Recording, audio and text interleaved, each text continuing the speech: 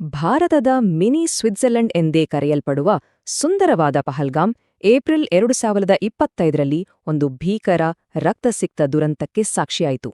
ಇದು ಕೇವಲ ಒಂದು ದಾಳಿಯ ಕಥೆಯಲ್ಲ, ಬದಲಾಗಿ ಅತ್ಯಂತ ವ್ಯವಸ್ಥಿತವಾಗಿ ಹೆಣೆದ ಕರಾಳ ಛಾಯಾ ಸಮರದ ಶ್ಯಾಡೋ ವಾರ್ನ ಸಂಪೂರ್ಣ ಚಿತ್ರಣ. ಈ ಆಳವಾದ ವಿಶ್ಲೇಷಣೆಗೆ ಸ್ವಾಗತ.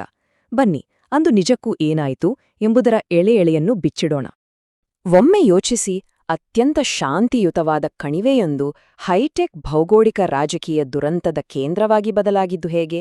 ಅಂತಾರಾಷ್ಟ್ರೀಯ ಗುಪ್ತಚರ ಇಲಾಖೆಗಳ ಹದ್ದಿನ ಕಣ್ಣನ್ನೂ ಮೀರಿ ಈ ಕೃತ್ಯವನ್ನು ಎಸಗಲು ಆ ಆಕ್ರಮಣಕಾರಿಗಳಿಗೆ ಹೇಗೆ ಸಾಧ್ಯವಾಯಿತು? ಹೌದು, ಈ ಪ್ರಶ್ನೆ ನಮ್ಮೆಲ್ಲರನ್ನೂ ತೀವ್ರವಾಗಿ ಕಾಡುತ್ತದೆ. ಇದರ ಆಳಕ್ಕೆ ನಾವು ಇಳಿಲೇಬೇಕಾಗಿದೆ. ನೋಡಿ, ಈ ಘಟನೆ ಇದ್ದಕ್ಕಿದ್ದಂತೆ ಒಂದೇ ರಾತ್ರಿಯಲ್ಲಿ ನಡೆದದ್ದಲ್ಲ. ಇದು ವರ್ಷಗಳ ಕಾಲ ವ್ಯವಸ್ಥಿತವಾಗಿ ಹೆಣೆದು ಸಂಚು. 2018ರಲ್ಲಿ ಆದಿಲ್ ಎಂಬಾತ ಪಾಕಿಸ್ತಾನಕ್ಕೆ ಹೋಗೋದ್ರಿಂದ ಈ ಕತೆ ಶುರುವಾಗುತ್ತದೆ.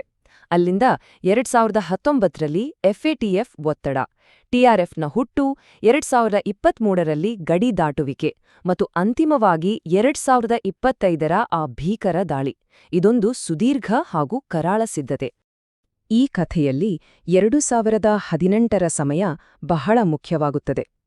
ಪಾಕಿಸ್ತಾನದ ಮೇಲೆ ಫೈನಾನ್ಷಿಯಲ್ ಆಕ್ಷನ್ ಟಾಸ್ಕ್ ಫೋರ್ಸ್ ಅಥವಾ ಎಫ್ಎಟಿಎಫ್ನ ಗ್ರೇ ಲಿಸ್ಟ್ ಒತ್ತಡ ತೀವ್ರವಾಗುತ್ತದೆ. ಅಂದರೆ ಭಯೋತ್ಪಾದನೆಗೆ ಹಣಕಾಸು ಒದಗಿಸುವ ರಾಷ್ಟ್ರಗಳ ಮೇಲೆ ಜಾಗತಿಕ ನಿಗಾ ಇಡುವ ವ್ಯವಸ್ಥೆಯಿದು. ಈ ಆರ್ಥಿಕ ನಿರ್ಬಂಧ ಮತ್ತು ಹಣಕಾಸು ಮೂಲಗಳ ಕಡಿತದ ಭೀತಿಯೇ ಅಲ್ಲಿನ ತಂತ್ರಗಳನ್ನು ಸಂಪೂರ್ಣವಾಗಿ ಬದಲಾಯಿಸುವಂತೆ ಮಾಡಿತು. ಹಾಗಾಗಿ ಇಲ್ಲಿನ ಅತ್ಯಂತ ಪ್ರಮುಖ ಅಂಶವೆಂದರೆ ತಂತ್ರದ ಬದಲಾವಣೆ. ಆಗಸ್ಟ್ 2019ರಲ್ಲಿ ಆರ್ಟಿಕಲ್ 370 ರದ್ದತಿಯಾದ ನಂತರ ಅಂತಾರಾಷ್ಟ್ರೀಯ ಆರ್ಥಿಕ ಒತ್ತಡ ಇನ್ನಷ್ಟು ಹೆಚ್ಚಾಯಿತು. ಆಗಲೇ ಅಕ್ಟೋಬರ್ ತಿಂಗಳಲ್ಲಿ ದಿ ರೆಸಿಸ್ಟೆನ್ಸ್ ಫ್ರಂಟ್ ಅಥವಾ ಟಿಆರ್ಎಫ್ ಎಂಬ ಹೊಸ ಗುಂಪನ್ನು ಹುಟ್ಟುಹಾಕಲಾಯಿತು. ಅಂತಾರಾಷ್ಟ್ರೀಯ ಮಟ್ಟದಲ್ಲಿ ತಮಗಿರುವ ಕಳಂಕವನ್ನು ಮರೆಮಾಚಿ ಇದೊಂದು ಶುದ್ಧ ಸ್ಥಳೀಯ ಗುಂಪು ಎಂಬ ಭ್ರಮೆಯನ್ನು ಸೃಷ್ಟಿಸುವುದು ಇದರ ಉದ್ದೇಶವಾಗಿತ್ತು. ಆದರೆ ನೆನಪಿರಲಿ, ತೆರೆ ಹಿಂದೆ ಕಾರ್ಯನಿರ್ವಹಿಸುತ್ತಿದ್ದವರು ಮಾತ್ರ ಅದೇ ಹಳೆಯ ಹಸ್ತಗಳು. ಈಗ ಈ ಇಡೀ ಕಾರ್ಯಾಚರಣೆಯ ಪ್ರಮುಖ ರೂವಾರಿಗಳ ಕಡೆ ಗಮನಹರಿಸೋಣ. ಇವರೆಲ್ಲರೂ ಅತ್ಯಂತ ಕರಾರುವಕ್ಕಾದ ಆಯ್ಕೆಗಳು. ಸ್ಥಳೀಯವಾಗಿ ನೇಮಕಗೊಂಡ ಆದಿಲ್ ತೋಕರ್, ಟಿಆರ್ಎಫ್ ಮುಖ್ಯಸ್ಥ ಮೊಹಮ್ಮದ್ ಅಬ್ಬಾಸ್ ಶೇಖ್ ಮತ್ತು ಅತ್ಯಂತ ಆಘಾತಕಾರಿ ವಿವರವೆಂದರೆ ಪಾಕಿಸ್ತಾನಿ ಸೇನೆಯ ಎಸ್ಎಸ್ಜಿ ಪ್ಯಾರಾ ಕಮಾಂಡೋ ಆಗಿದ್ದ ಹಾಶಿಮ್ ಮೂಸಾ. ಅತಿ ಉನ್ನತ ತರಬೇತಿ ಪಡೆದ ಸೇನಾ ಕಮಾಂಡೋ ಒಬ್ಬನನ್ನು ಈ ಕಾರ್ಯಾಚರಣೆಯ ನೇತೃತ್ವ ವಹಿಸಲು ಸಾಲದ ರೂಪದಲ್ಲಿ ನಿಯೋಜಿಸಲಾಗಿತ್ತು. ಇದು ಇದರ ಹಿಂದಿನ ಆಳವಾದ ಸೇನಾ ತಂತ್ರವನ್ನು ಎತ್ತಿತೋರಿಸುತ್ತದೆ. ಇಷ್ಟೆಲ್ಲ ಕಣ್ಗಾವಲುಗಳಿದ್ರೂ ಅತ್ಯಂತ ಕಟ್ಟುನಿಟ್ಟಿನ ಸೇನಾ ಕಾವಲನ್ನು ಮೀರಿ ಈ ನುರಿತ ವ್ಯಕ್ತಿಗಳು ಒಳನುಸುಳಿದ್ದು ಹೇಗೆ?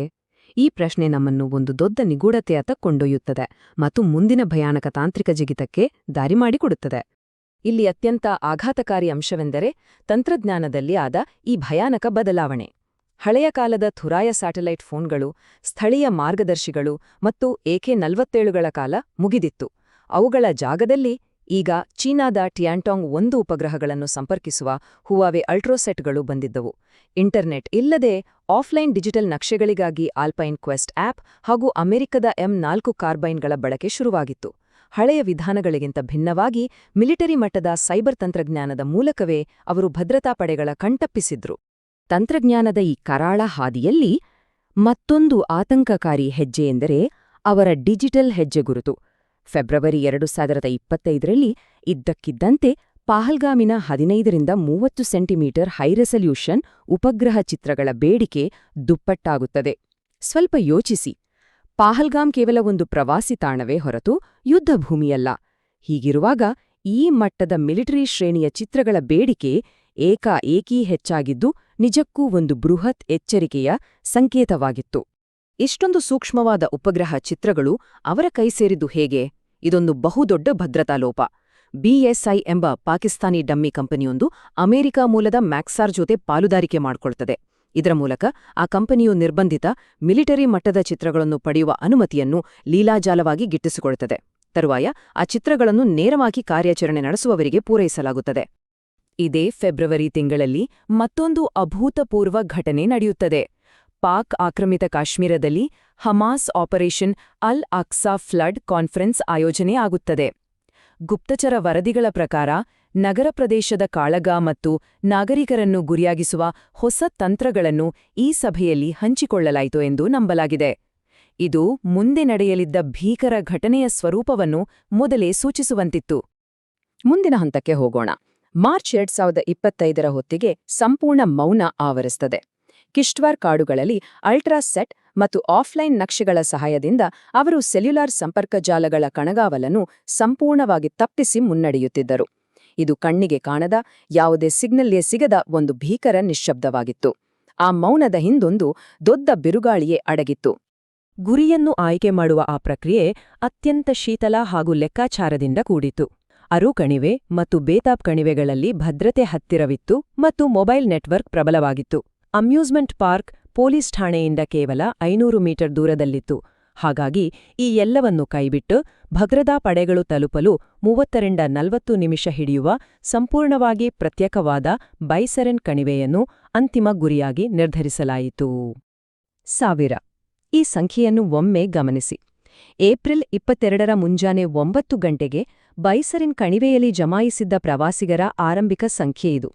ಮುಂದೇನು ಕಾದಿದೆ ಎಂಬ ಯಾವ ಸುಳಿವೂ ಇಲ್ಲದೆ ಆಹ್ಲಾದಕರ ಪ್ರಕೃತಿಯನ್ನು ಆಸ್ವಾದಿಸುತ್ತಿದ್ದ ಆ 1000 ಜನ ಒಂದು ಭೀಕರ ಸಂಚಿನ ಕೇಂದ್ರಬಿಂದುವಿನಲ್ಲಿದ್ರು.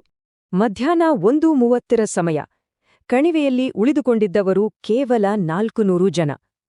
ಬಿರುಗಾಳಿ ಅಪ್ಪಳಿಸಲು ಕೆಲವೇ ಕ್ಷಣಗಳು ಮಾತ್ರ ಬಾಕಿಯಿದ್ದವು. ಮತ್ತು ಈ 400 ಮುಗ್ಧ ಜೀವಗಳು ಆ ಕರಾಳ ಜಾಲದೊಳಗೆ ಸಂಪೂರ್ಣವಾಗಿ ಸಿಲುಕುಕೊಂಡಿದ್ವು. ಅಂತಿಮ ಬಲೆ ಬೀಸಿದ್ದು ಹೀಗೆ. ಇದೊಂದು ಅತ್ಯಂತ ವ್ಯವಸ್ಥಿತ ಕೃತ್ಯವಾಗಿತ್ತು. ಮೊದಲು ಜನರನ್ನು ಒಂದೆಡೆ ಸೇರಿಸಲು ಆಕ್ರಮಣಕಾರ ಗಾಳಿಯಲ್ಲಿ ಗುಂಡು ಹಾರಿಸಿದ. ನಂತರ ಮಿಲಿಟರಿ ಉಡುಪಿನಲ್ಲಿದ್ದ ಆಕ್ರಮಣಕಾರರು ಕಣಿವೆಯ ಮುಖ್ಯ ನಿರ್ಗಮನ ದ್ವಾರಗಳನ್ನು ಸಂಪೂರ್ಣವಾಗಿ ಮುಚ್ಚಿದ್ರು. ತದನಂತರ ಅಲ್ಲಿ ಸಿಲುಕಿದ್ದವರನ್ನು ಅವರ ಗುರುತಿನ ಆಧಾರದ ಮೇಲೆ ಪ್ರತ್ಯೇಕಿಸಲು ಪ್ರಾರಂಭಿಸಿದ್ರು. ಈ ಪ್ರತಿಯೊಂದು ಹೆಜ್ಜೆಯೂ ಮೊದಲೇ ನಿಗದಿಯಾದಂತಿತ್ತು. ಆ ಕಣಿವೆಯಲ್ಲಿ ನಡೆದ ಆ ಪ್ರೊಫೈಲಿಂಗ್ ಅತ್ಯಂತ ಕರಾಳವಾಗಿತ್ತು. ಆಕ್ರಮಣಕಾರರು ಜನರ ಗುರುತನ್ನು ಕೇಳಿದರು, ಕಲಿಮಾ ಪಠಿಸುವಂತೆ ಒತ್ತಾಯಿಸಿದರು ಮತ್ತು ಭೌಗೋಳಿಕ ರಾಜಕೀಯ ವಿಷಯಗಳ ಬಗ್ಗೆ ಪ್ರಶ್ನೆಗಳನ್ನು ಕೇಳಿದರು. ಮೈ ನವಿಲೆಬ್ಬಿಸುವ ಆ ವಾಸ್ತವಿಕ ವಿವರಗಳು ಅಂದು ಅಲ್ಲಿ ನಿರ್ಮಾಣವಾಗಿದ್ದ ಭಯಾನಕ ವಾತಾವರಣವನ್ನು ನಮ್ಮ ಕಣ್ಣುಮುಂದೆ ತರುತ್ತವೆ. ಇದು ಅತ್ಯಂತ ನಿಖರವಾಗಿ ವಿವರಿಸುವುದೇನೆಂದರೆ ಆಧುನಿಕ ಛಾಯಾಸಮರದ ಕರಾಳ ಮುಖವನ್ನು.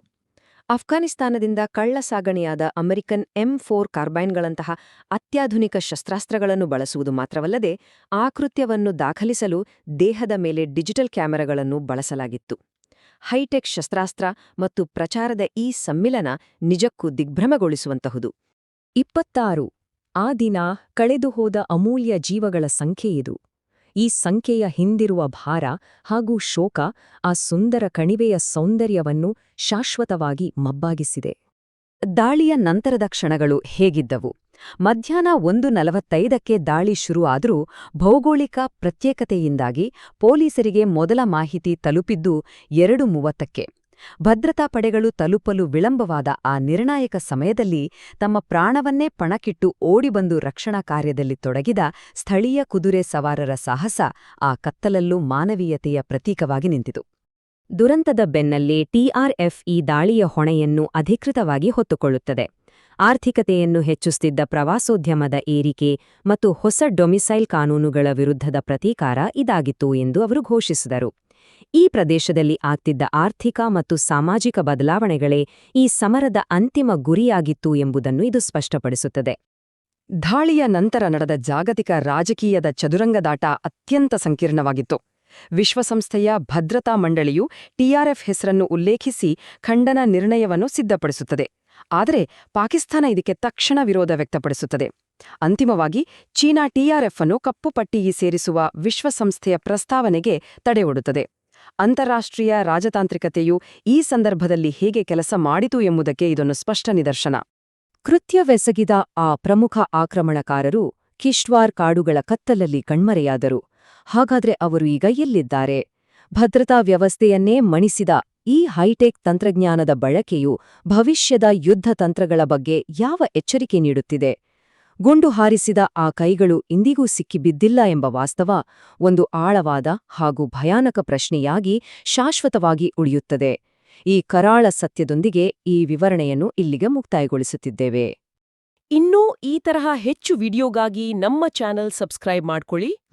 ಹಾಗೆ ನಿಮ್ಮ ಅನಿಸಿಕೆನ ಕೆಳಗಡೆ ಕಮೆಂಟ್ ಮಾಡಿ. ಹೌದು. ಸಿಗೋಣ ಮುಂದಿನ ವಿಡಿಯೋದಲ್ಲಿ. ನಮಸ್ಕಾರ.